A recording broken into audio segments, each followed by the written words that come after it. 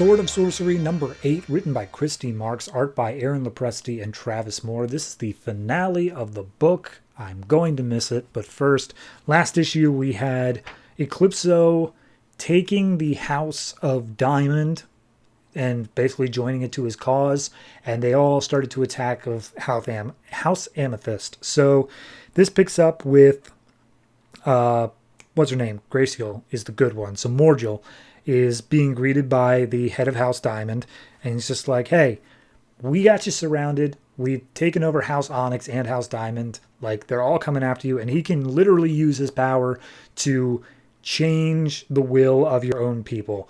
Do you surrender? And she's like, you're a traitor and a coward, and no, of course we're not going to surrender. And he's like, well, screw you, I'm out. And so he storms out.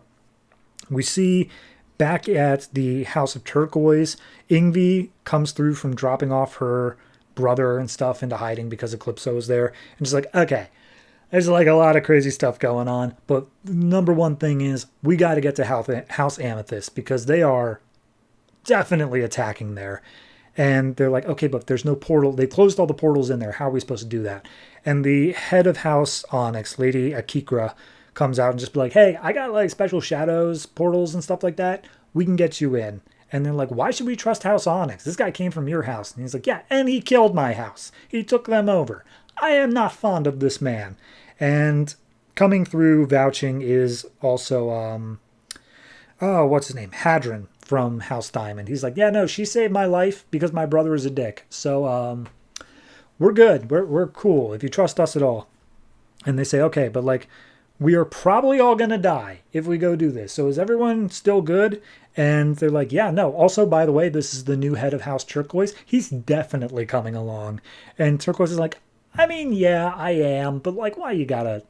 It's death. Also, our big muscle guy here, the one who acts as the bodyguard for Amethyst, he doesn't have blood power. He could be affected by Eclipso. I don't think we should bring him through because he'd be scary to try to fight.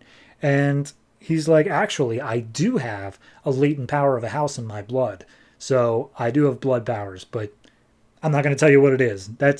That'll come up in the next issue. Oops. So at that point, they all make their way through the portal and say, all right, let's go do it. So Eclipso is like, yeah, no, I knew she would decline the peace offer, but hey, that's just all the more reason to go ahead and fight. So he takes over the will of the guards of House Amethyst, so they open up the gate and let them in, and then he's just like, all right, destroy the House of Amethyst. And Morgul comes out and starts fighting against her own guards because, of course, she has to try to defend herself. She is about to get overrun when all of a sudden a wall of amethyst comes up. She recognizes it as her sister, and standing up on the palace steps is the whole gang, and they're like, yep, we have to join forces, so I hope you're okay with that in order to take down this monster. And we see, while they've got just a second to talk, while the wall is up, before they can break through it, they say, okay, Ingvi, how do we beat this guy?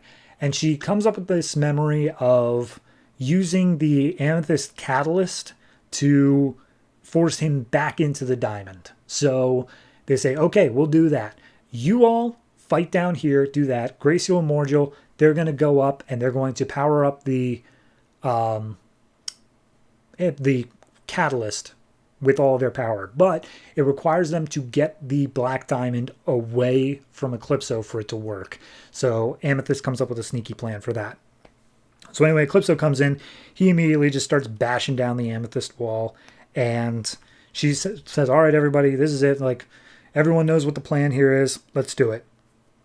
And Eclipso bursts down the amethyst wall. They start sword fighting. Everyone takes a partner. The Prince is fighting against his brother who betrayed him. Amethyst is fighting against Eclipso. It's just a whole big battle scene.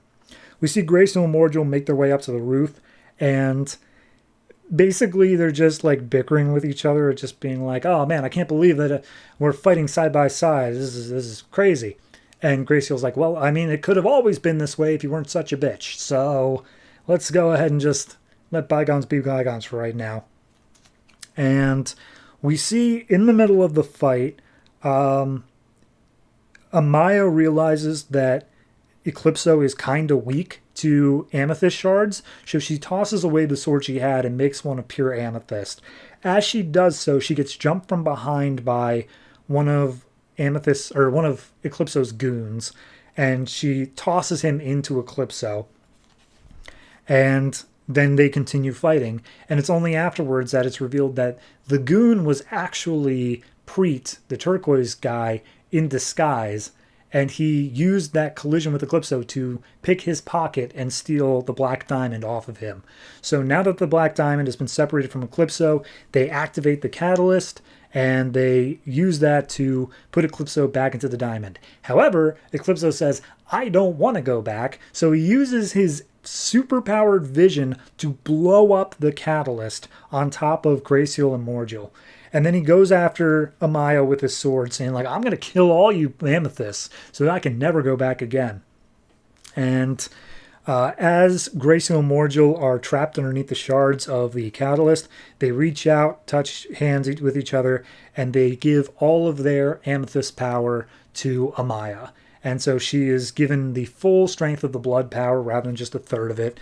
And that starts like overwhelming her senses. We cut over to the dickhead Diamond Brother is about to attack Hadran. And the big bodyguard guy shows up and just takes him out from behind, just club to the head. So all the rest of the army starts snapping out of it. Everyone's out from Eclipso's curse because he is forced to put all of his effort into fighting against Amaya with her new blood power. And she thinks her mother and aunt are dead because that's the only way she's seen blood power transfer like that. So she assumes they died in the explosion. She starts going at Eclipso full force, and she's like, I'm not going to let you win. And she holds up the black diamond, and he's like, you can't do anything without the catalyst, and I blew it up. And she says, nah, I am the catalyst now. So she uses all of her energy to take Eclipso back into the diamond, and yeah, that's it. He's back in. However, as he goes back in, the diamond seemingly just explodes in a light. It's no longer there, and Amaya's like, oh, cool, I destroyed it. And Ingvi's like, no, I don't think you did. I think that's still out there somewhere. And, the Prince of House Diamond steps up to Amaya being like, I offer my life and my sword to your house. You saved our lives. And he's like, I don't want to be Lady Amaya. I want to be princess again. I want someone else to be in charge. And then we see that Graciel and Morgul did both survive. They no longer have their blood power, obviously, but they do come down and they say, oh, Amaya, it's so great to see you. Even Morgul is like, I wouldn't have done it if there were any other way. But she hugs her aunt and is just like, oh, I'm so happy, Aunt Morgul. So anyway, Ingvi makes the obvious point of like, hey, the diamond ain't here. It could be anywhere in the realm and could also be back on normal Earth. So we got to deal with that. And also, he'll come back into power as soon as there's another eclipse. And Morgul points out like, okay, well, how long is that? And Ingvi's like, that's like 5 months. So they say, all right, well, we're going to go make sure that monster never gets released again. And we see the whole team pose for a picture that nobody's taking. The end, ? Unfortunately, yes, it is the end. We did not get more of Amethyst until I think 8 years later. It was a while. It took a long time. And even then, it didn't continue this story. So I'm sure we'll see Amethyst pop up in other books, but I'm going to miss this particular one. It had a certain flair to it. I like all the different houses with the different powers. I will say, turning it to Eclipso in the end didn't quite feel like the way they were meaning to go. But because they just had to wrap up super quick, they're like, all right, guess we're doing this now. So, cut short in its prime. I very much enjoyed it. I'd give this particular issue I'd give it just a flat 8. It didn't quite hit as strong of an ending because it was just no, now I'm even more powerful. It was good. It just wasn't great. So, 8 for this. I really did enjoy the series, though. Highly recommend you check out if possible. So yeah, Sword of Sorcery. Great book.